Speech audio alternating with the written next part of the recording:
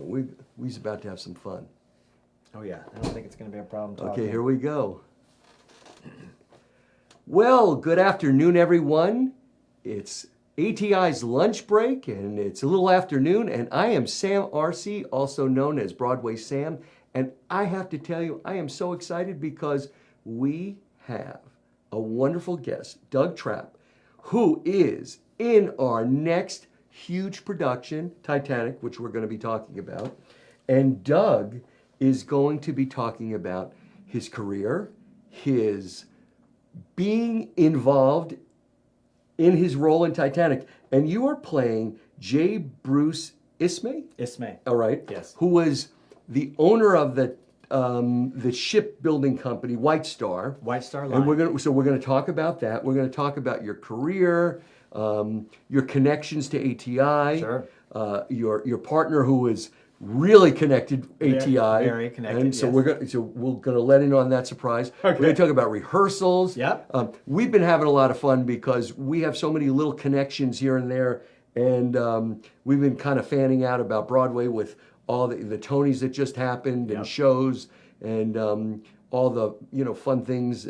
And you live in New York, and so let's just kind of dive Sure. into it. So first off, welcome. Thank you. And this is kind of a slight homecoming for you. Yeah, this is my third show with ATI. Yeah, you were in Spelling Bee. I was in Spelling Bee. I was Vice Principal Panch, and I was, 12 years ago, I was Higgins in My Fair Lady. My gosh. Yeah. So this is kind of a homecoming. It is. Yeah, well, and we, Billy and I have been friends with Cindy, Judy, and Don for years. Billy and Cindy went to college together. So Billy is my partner. Billy Kimmel is my partner. And he is like big time with us because he has directed so many other shows. In fact, we just did Forbidden Broadway, and Billy did that, and that was a smash hit for us. And he was in it. He was in it. Yeah, he did it in New York for years, Yes. and so he kind of brought the property to ATI, and the four of them, Cindy, Judy, Don, and Billy did it originally. This is back when they were doing it at before they had the space, and they were doing it at like some country clubs and all Right. sorts of things. Very sort of bootstraps and it became such a big hit that I think this last year's production was their fifth production. Right. Of I mean, Forbidden it's been on in New York on Broadway. Well, it was off Broadway. It's Oh, always been off Off-Broadway, Broadway. yeah. That's its thing. But and it finally Gerard Alessandrini, who created Yeah. the show, and Billy worked for him. Billy was sort of blessed with being able to take it to other places. It had closed a few years back because Gerard kind of felt like he didn't have all of the sort of legendary people, in other words, to spoof and stuff, and the business was starting to kind of change a little bit. And then they did one last year called Merrily We Stole a Song. Yes. And it just won Drama Desk, and it did all sorts of really, really well. So that kind of sort of It brought was reinvigorated because after Merrily We Roll Along, Yes. and it winning Yes. the Tony. In fact, so many of my Broadway friends and partners won a Tony for it. I and saw that production. It was magnificent. I was there opening night. Ah.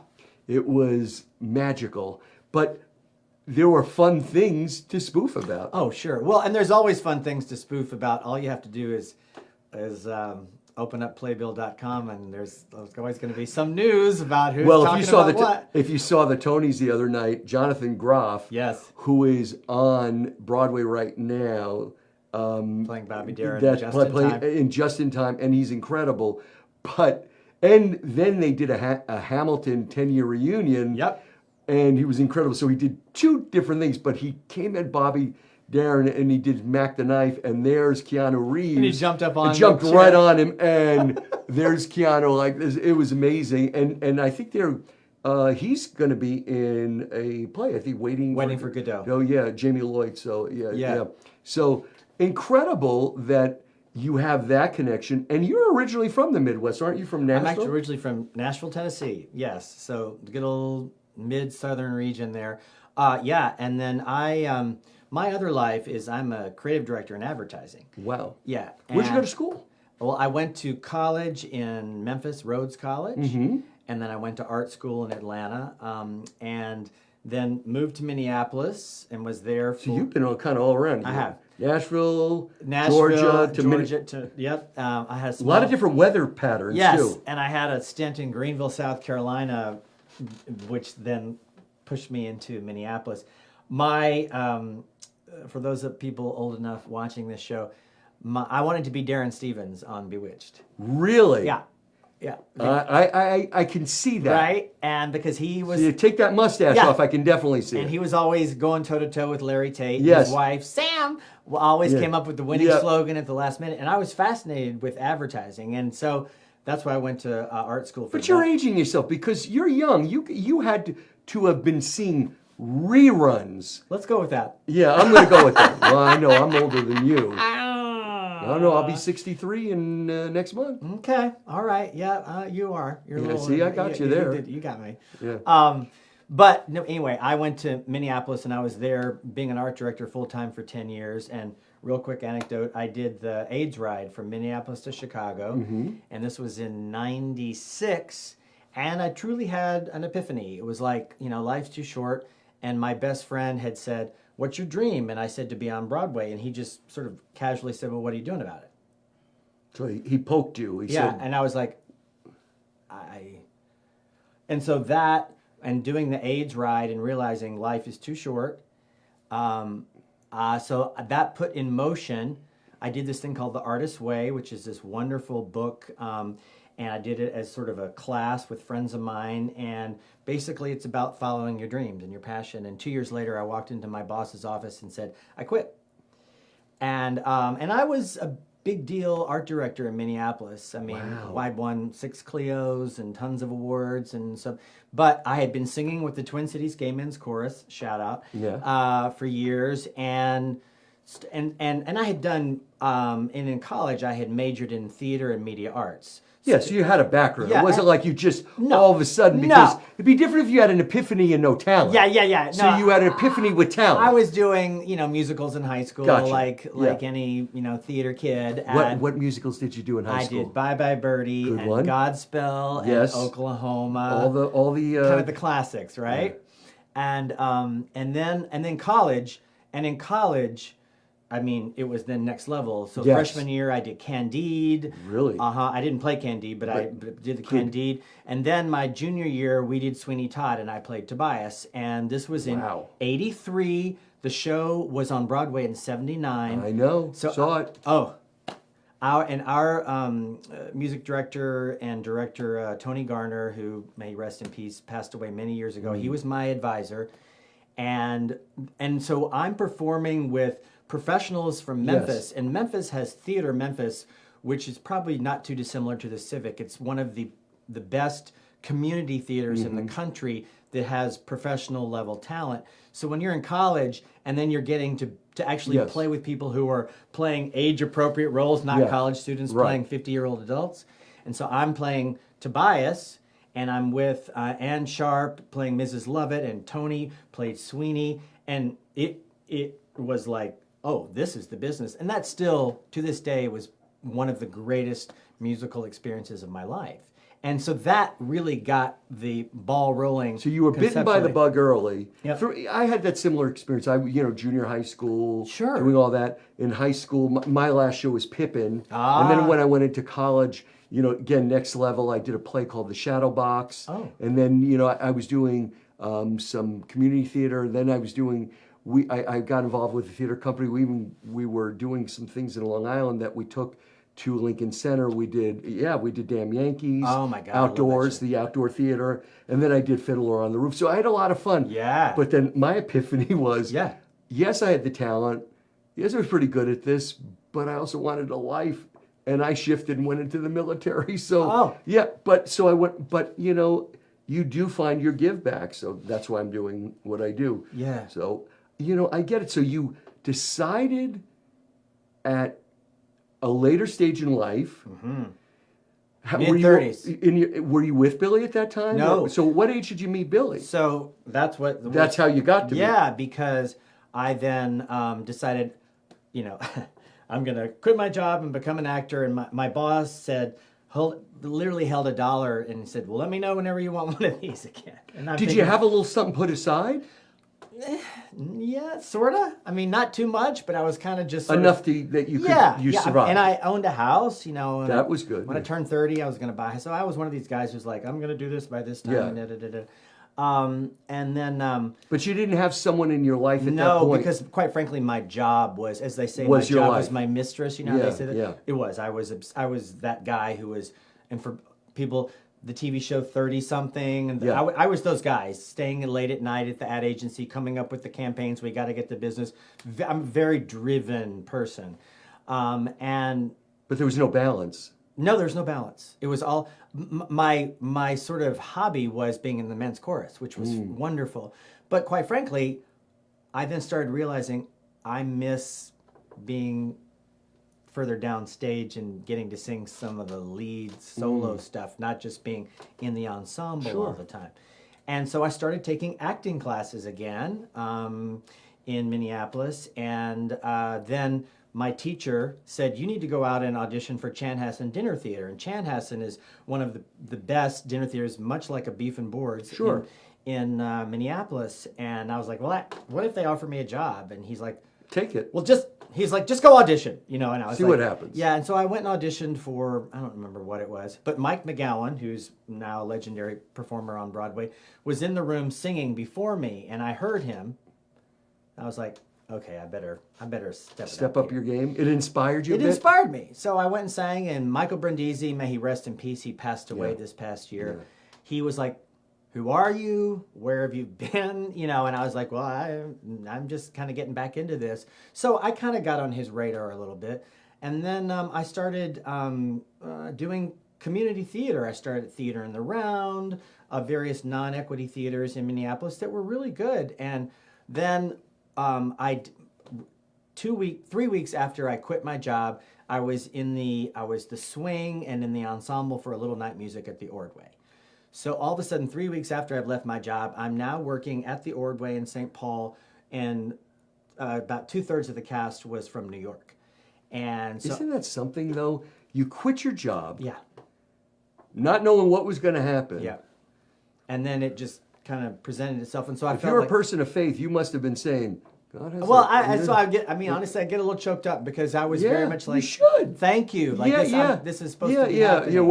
Whatever your higher power, God, you're realizing that somebody had your back. Yeah, exactly. And so that was an incredible education. And one of the first previews, the guy who played Carl Magnus was out. So Frid covered Carl Magnus. And then you had to pop and up. I was walking into he said, you're on. And I was like, and I had not had to put in. Wow. So, Welcome to the show business. That's right. And it was great. And it was absolutely thrilling. And I did okay, and Then you knew. and then I knew, and I was in the right place. And so that started it. And then there were auditions for a show called Forever Plaid out at Chanhassen Dinner Yes. Theater. And this was back when we would find auditions in the Sunday edition of the Minneapolis Star Tribune. We didn't have anything that you... Yeah, wasn't it backstage back then? But it was it was essential. It was their backstage. It was Minneapolis's backstage. It's the 550s. Right. There was no internet. Al Gore hadn't invented it yet. No, exactly, hilarious. And so I went back to Chanhassen and auditioned, and Michael said, oh, have I seen you before? Which was kind of lovely, but that was kind of his, like if he hadn't seen you, he was always trying to figure it out. And then went through the paces, and then come to find out later on that Billy Kimmel, my partner, Billy has now at this time been a Chan resident. He was in most recently before that Brigadoon playing opposite Amy Adams, who at the time this was before Amy Adams was, again, right before they were stars. Yep. There were working actors. Laura Osnes, Broadway. No, Laura. Let me tell you something. They're all just people that came up, worked hard, and it all had to start somewhere. It does. And many of them started just like this. Yeah, and I'm not one of those kids who went to NYU and then hit the ground running at like 22, and I hit the ground running at 35. But you know what?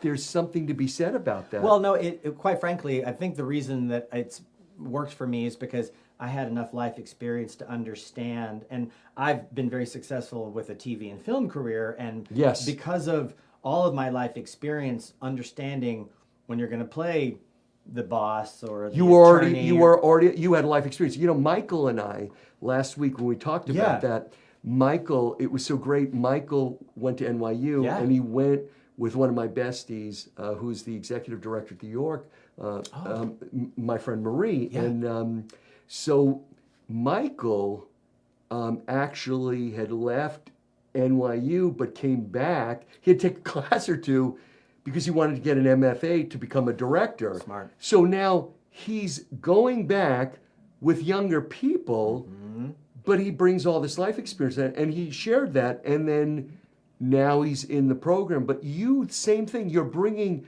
life experience, and it's the same thing with theater. Oh, absolutely. You know, I taught for close to, from 07 till about 23 in the real estate school, and one of the things when I taught in real estate is I brought real life real estate to teaching. Nice. And anytime you learn, it's like having, when you take classes, when you learn from an actor or actress that has been on stage. It's not theory, it's actual life experience. Absolutely. It's actually real. And sorry to interrupt you, but in advertising, that's the same way. When I went to school in Atlanta called the Portfolio Center, and our teachers were all copywriters and art directors and creative directors and illustrators in the business. They weren't just teachers. Right. And so the best theory then. The best way to learn is like, go to the ad agency, or in this case, go to the theater, stand in the wings, or if you want to be in TV film, go get on the set and watch it and experience it, as opposed to just sort of learning it. Well, in another few days, I'll have 40 years in my real estate career. Wow, congratulations. And well, thank you. And I'm with the Tucker Company. One of the things that, when I mentor the people in my team and when I was in management, but what I always learned from people that are doing it, a lot of people can scratch their head. Well, what I, or what I've learned, there's a lot of book knowledge and theory. Sure. But, it's a master class when you watch someone that does it and you can pull and you're inspired. And, so you talk about TV. Yeah. And I was looking at your bio and, your TV film. So you've been on The Equalizer, FBI's Most Wanted, White House Plumbers, just to say, Partner Track, Bull, The Blacklist, one of my favorite. I love. What did you do on The Blacklist? I was. I can't remember the character's name, but I was a parent, and my wife. We had gotten our child through in vitro, and found out that our child and another child were crossed. Yeah, I remember that episode. Yeah. I remember that. My friend Marie was on The Blacklist. To get on that show. Yeah. It's a great show. Do you still get a check or two every once in a while? Oh yeah, no. The residuals. My first biggie was 30 Rock, playing Liz Lemon, Tina Fey's accountant, and I'm still. And that was another one of those. It just goes on. Mr. Robot, The Affair, Unbreakable Kimmy Schmidt, 30 Rock, Lucky Knows Love, Onion. Now News Network, 6 seasons as Dad. On the animated kids show, Angelo Rules. Tell me about that. Oh, I'm really proud of that. Should be. We're recording season 6 as it's going on right now. I auditioned for this show back in 2008. It's a kids animated show called Angelo Rules. It's produced with a French production company, and the script writers are. Amy Jackson and her husband Andy Reingold, and so it's all written and produced or sort of created here in the States, and it plays that way in English-speaking foreign countries, but then other actors and writers adapt it and translate it and dub it in the various languages. So as I like to say, I'm a huge hit on YouTube in Russia. Really? Yeah. And that's Vidania. That's Dad right there. Dad's like this. Wow, Angelo. Dad lives up there, and I love it. So it was a big deal to get it, and the amazing thing is that every couple of years they go, we're doing season 4 or whatever. So the interesting thing about doing voiceover is you never meet Right. anybody You're else. working You're in- completely in isolation. And the only thing, and I'm obviously a Yes, people person. I am too. I yeah, know. and that's what I love about doing theater. Because you play off someone. Yeah, because you become a family, and Yes, it's truly an ensemble.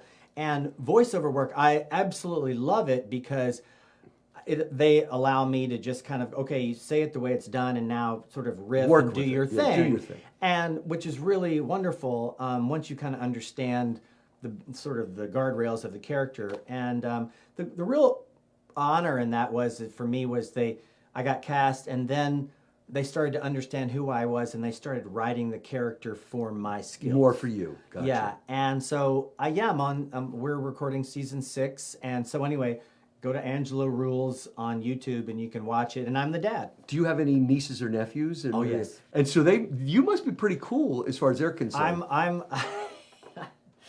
When they were little, they called me Uncle Dud, which I love. Yeah. You know, Yeah, and that's cool. And so now they're all getting married. So we went to my niece Lauren's wedding in November, and my nephew Nathan will be getting married in September. Tell me they asked you to do a toast in that voice. What? In that voice. No. That would have been funny. I did do a toast, but I didn't do it in that voice. Oh, But it's you're somewhere right. in there. Yeah. I mean, you kind of do some voices for them. Yeah, sure. I occasionally do some, whatever, kind of stuff.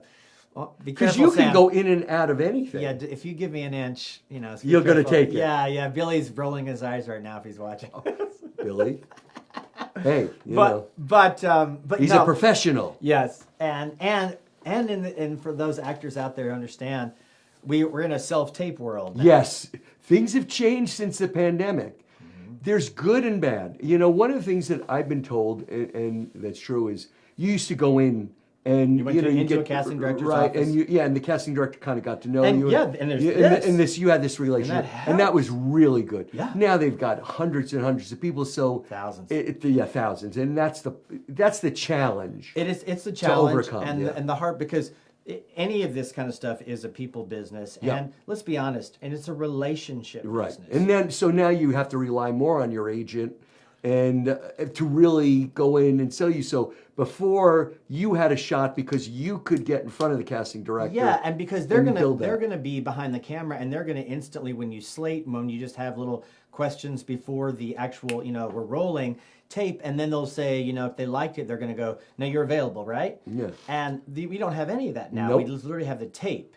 And so, as I've heard agents and people say, and this is great for anybody watching, your headshot is your first audition. Yeah. And because that's the first they're going to go, yeah, either that, yes or no, we want to see them on tape. Right. And it can be a lot more frustrating because you put it out into the universe, and 9 times out of 10 you don't hear anything, and so you start to second guess, maybe whatever, But my whole point about Billy is my reader behind the camera, because now any actor has to have somebody else reading Right. with them, whether it's virtual or in the room. And it puts a lot of strain and stress on other people in their lives. What better to have someone that really understands? Yeah. Now, you're in Titanic. Yes. You have this role. Yes. Tell me about the role. Yes. Tell me about the show. Yes. And let's dive into that. Well, no pun intended. Yeah, let's dive in. Yes. First of all, this is one of those shows that has been a bucket list for me. Yes. My dear friend David Garrison originated this role on Broadway. I saw it. Oh, well. Yeah. I don't know that I remember. Well, no, but Yeah. Ismay in some ways is a smaller part. I have to go back to my playbill and see if I have him. But he's a very pivotal part, Yes. and it's really more of an acting role because he has one song that I'm not going to give away in the second act, but he is literally the driving force, and I do mean driving force, behind the ship, because at this time in 1912, transatlantic travel was essentially equivalent to our AI today. It was everything. It was the latest thing, and it was extremely competitive. Right, between this and Cunard, right? Cunard was the established line, as Right. they are the fastest to get from one coast to the other. So that was from like Southampton Southampton to the United Kingdom. to Manhattan. Right. Well, basically to the docks at Chelsea Right. Piers there. So that was that, and so White Star Line and Ismay's father ran the line, and then he passed away, and so then Ismay had to assume the role as the chairman, and he was the oldest, and he and his father had a pretty tumultuous relationship. He was not seen as probably smart enough in his father's eyes, so there's a lot of, I got to prove this to myself. He was not recognized, huh? As we all want to do. And so there's that drive, plus he also is responsible for this line. And so White Star became known as the line of luxury ships. Cunard was known as the ships of speed. Now that's being very basic. Cunard, of course, was very luxurious. But what happened in sort of the backstory for this, because Titanic, the sinking was 1912. In 1907, Ismay and Lord Peary, he was head of Harland and Wolff, and they are the architects of the ships. They comprised a plan at a dinner party to create a new line of luxurious ships that could compete with Cunard. And so they decided right then they were going to build 3 ships: the Olympic, the Titanic, and the Britannic. And so the construction began immediately the next day on the Olympic and Titanic. The Olympic then launched about a year before Titanic, right? Yeah. In 1911, and had some rocky starts, but it was fine. And then Titanic, of course, launched with this. Was it bigger and better? It was, yes. It was bigger by, and I do mean this literally, degrees. Right. But if it's bigger by degrees, it's bigger. Right. We're going bigger. Exactly. And it was more luxurious. Right. And so every little detail. And the business was extremely competitive. So of course, just like in any kind of advertising headline, if you're going to say newest, biggest, best, most luxurious, you're going to put all those, And then they were trying to woo the highest class of people, especially in first class. Oh, absolutely. And those people had, because when you see the piece, you'll hear them say, Pittman, who's a wonderful character, Scott's doing an amazing job. He's saying, he's telling his staff, very much like a Downton Abbey situation, telling his staff, we've served them on the Baltic, on the Adriatic, on the Olympic, da-da-da-da-da-da. So basically we're saying Mr. Astor likes his toast dry. Mrs. Strauss likes her grouse with the sauce on the side. So there's all this expectation of all these passengers. And of course, Ismay is charming the pants off of them, and he's basically meeting with all these millionaires, but he's also keeps conferring with the captain saying, I need to know, are we going to get there a little bit faster? I want to get there a little bit faster. So you have this natural tension happening between the person who's the head of ship, the captain. When the ship's at sea, it's his ship. And then there's the person who owns the ship and is literally driving the ship, in essence. It's like the head producer on Broadway is talking to the lead actor on the stage. Yeah, got to do this. We got to bring it home. So he wanted to exceed expectations. As he says, I want to create a legend. Right. And did he? Yeah, didn't know he was going to hit an iceberg. So now, let's talk about the show. Yes. So Titanic, which is going to be on June 20th and 21st, it's going to be at the Palladium, also known at the Allied Solutions Center for the Performing Arts, and it's 2 nights only. Right. So you're going to get to see this amazing cast of actors, and I mean, it is just incredible, the actors that Judy and Darren, Judy Fitzgerald, our artistic director, and our associate artistic director, Darren Morell, have put together. But with that, we're going to have the Carmel Symphony. Yes. A group of the Carmel Symphony that's going to be performing with them. They become our orchestra. That's right, our orchestra with, who's our orchestra director, who's leading it. Ginger. That's right, and Ginger is she's magnificent. She's the music director, and she's going to be conducting the orchestra. And then behind them, it's about 60 voices. 60 voices. Of the chorale. Right. So 60 of the chorale, the indie chorale. So you are getting in the Palladium, which is our Carnegie Hall, which I will say, I think our Carnegie Hall is second to none. It's absolutely magnificent and beautiful. So if you have not seen a show with ATI. This is the final show of our season, Right. and we've just saved this one because it's at the Palladium. We could not do this show in our typical the Studio Theater, which is a wonderful theater to Right. see, very intimate. But this is bigger. We're going bigger here. It's bigger, grander. Grander. Yes. You know, luxurious. Oh, yeah. It's just like the Titanic, but it's not a sinking ship. And we're not going to hit an iceberg. No. In fact, No. you're going to get an experience because when this was performed on Broadway, 1997. that's right. I actually saw it, You saw it, yeah. on Broadway 2 times. Okay. And it won 5 Tonys. Yeah.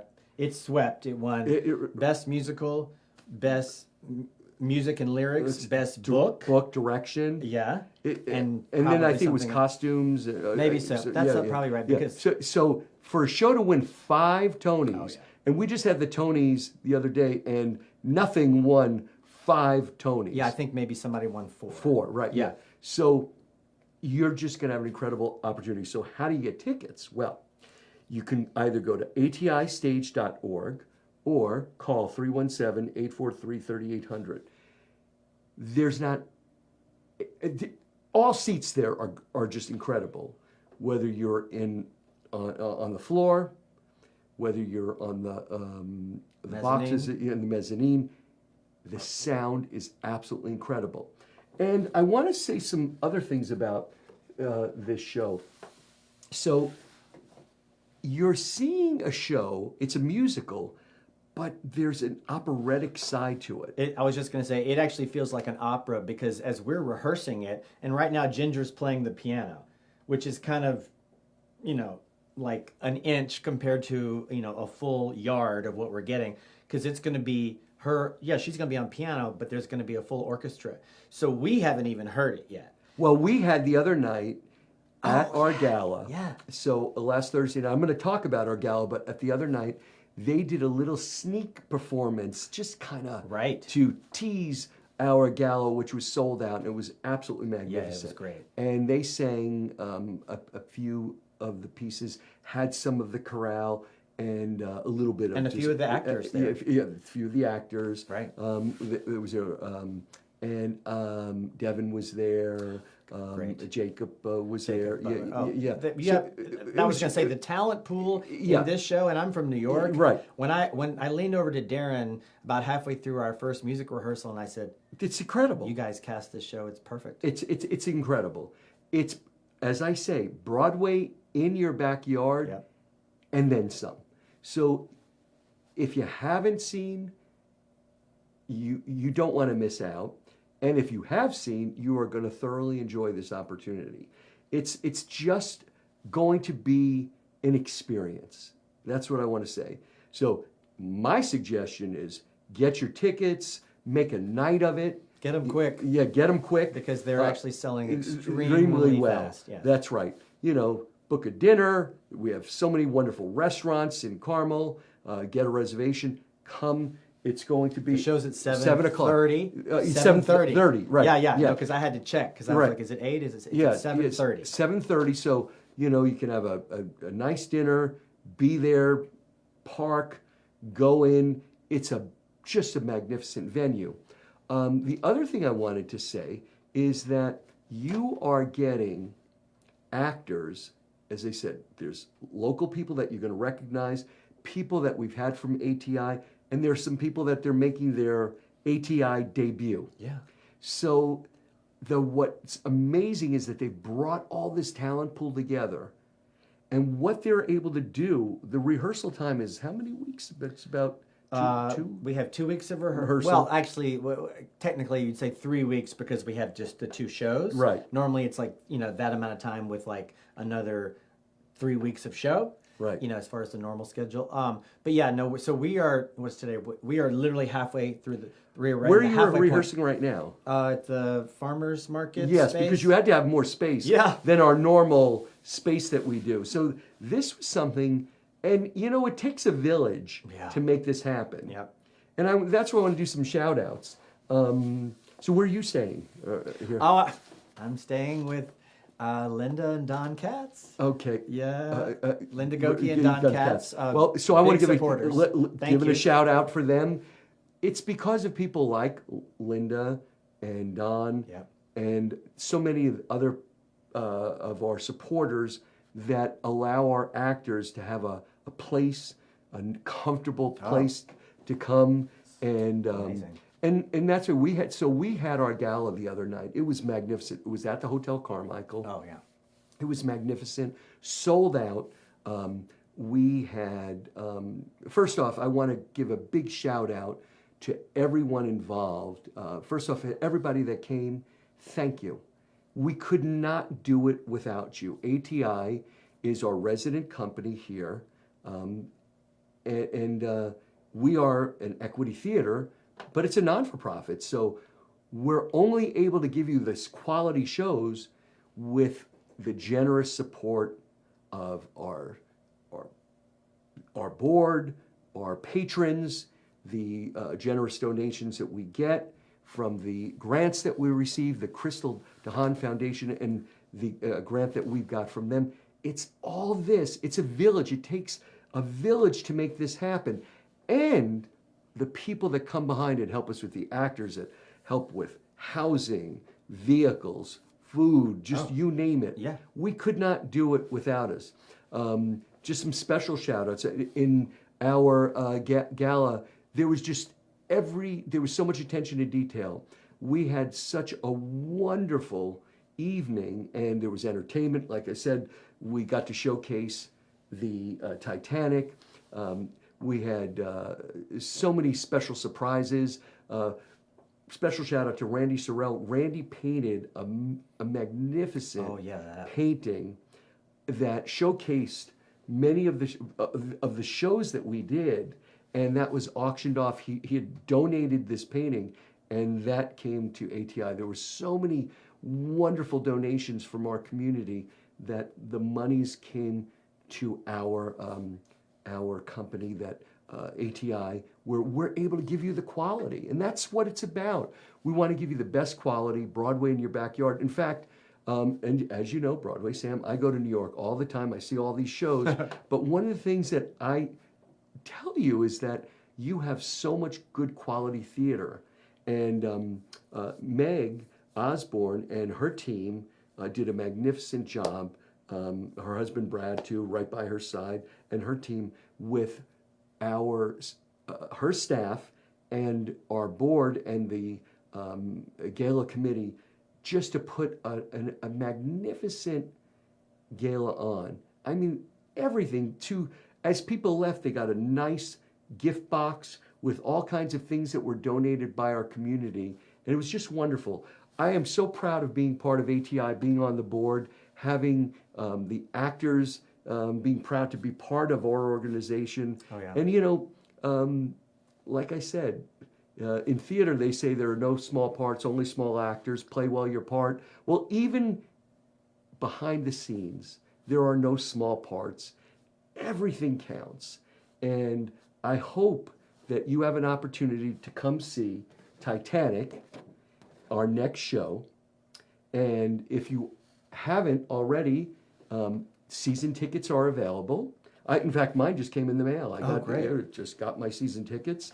And our next season, which is going to be, we're going to have Beehive, which is going to be a fun, fabulous, female empowered musical. I just can't wait to see that. Great music. Great music. Then we're doing Young Frankenstein, and it's coming around Halloween, so we have all kinds of surprises. That's a small show. It's a small show. It's going to be fun. That's great. And we're doing a really Your great season version. next year, when I saw it announced on Facebook, I was like, wow. I have to say, I'm so blessed to be part of the artistic committee and to be a small part of that. And when we were putting this together, Darren and Judy pulled together a list of, a big list, and we kind of bring it down and bring it down. And you think that season, we're working on the next season already. Sure. And we have some exciting things. And then the next show after that is Lucky Stiff, which if you when I told you like what, it's a great musical. Flaherty and Aaron's. It's one of their. If you're a musical theater buff, it's one of those shows. I did it a million years ago. Played Mr. Loomis, and it is hilarious. And just it's the same people that wrote Ragtime. So it's kind of amazing that these people did this show too, and it's wonderful. It's such a fun show. In fact, let you in on a little secret. I've said it. The stiff in it, because there's a person that is, I guess the comedic side of it is the dead person in it. The stiff is literally being throughout the show is being wheeled around. Nobody knows he's dead because it's in his will. His nephew has to take him around on one last romp trip in Monaco in order to get his inheritance. Of course. And that's why he's the lucky stiff. That's right. And the lucky stiff will be me. So I'll be in the show. I'm coming out of theater retirement. So To play the stiff. Good yeah, that's for right, you. to play the stiffs. Yes, we're going to have a lot of fun. And our last show, which if you watch the Tonys, Yep. is Sunset Boulevard. We actually got that. That's amazing. Yeah, let me tell you, when we got that get the on our right- plate, to get the rights. People may not realize that getting the rights to these shows is a feat in and of It itself. was. So when we had that opportunity and they brought that to us, I said, if we could get it, we have to grab it, because we were talking about it. I said to Darren and Judy, and we were talking with the committee, I said, this is going to be up for a Tony. My friends and partners that are co-producers on it, I said, this show is definitely going to be nominated. If it could win, I had an inkling it could, and it did. It won. So this is going to be we're going to be doing the version that was the original, the Broadway kind of version of Sure. it, with some liberties, you know. Sure. But I think people are going to love it. It's Andrew Lloyd the Webber's music music. is spectacular. It's spectacular. And who doesn't love the story of Norma Desmond? That's right. Yes, I'm ready for my close-up. Oh, yes. Mr. DeMille. Oh, yes. That's right. So with that, we have so much for you. And again, I want you to see my friend Doug at the whole cast of Titanic. It's a great cast. Like I said, you know. 2 shots. That's 2 shots. It won't sink. No, it won't. It won't sink. Well. This is, it may have sunk in 1912, but for us, you're going to see a magnificent show. So I hope to see you there on, again, June 20th and 21st at the Palladium. Get your tickets, atistage.org or 317-843-3800. And Doug, this has been an absolutely pleasure. I've enjoyed it so yes, much. it's Thank been you. fun, and I hope you, as we say, Yes. and I know you know it when I say break a leg. Yes. Yeah, I've been educating our public about that because, why did he say good luck? And when I was, nope, because you're supposed to, if it's so good, you're rocking it back and forth, that it's so good you break a leg. That's what it means. That's right. That's what it means. So with that, thank you so much for being part of ATI's lunch break, and we will see you again next week, and hope to see you at Titanic or at an ATI show. And thank you. Have a great week, and happy Father's Day to all the fathers, grandfathers, and you know what? A great gift would be tickets to the Titanic. Yes, it would. Why not? Right. That's right. Just you can still get tickets. Right. So have a wonderful Don't weekend. miss the boat. That's right. Don't miss the boat. Yes. It's not a sinking ship. No. Have a great week. Bye-bye.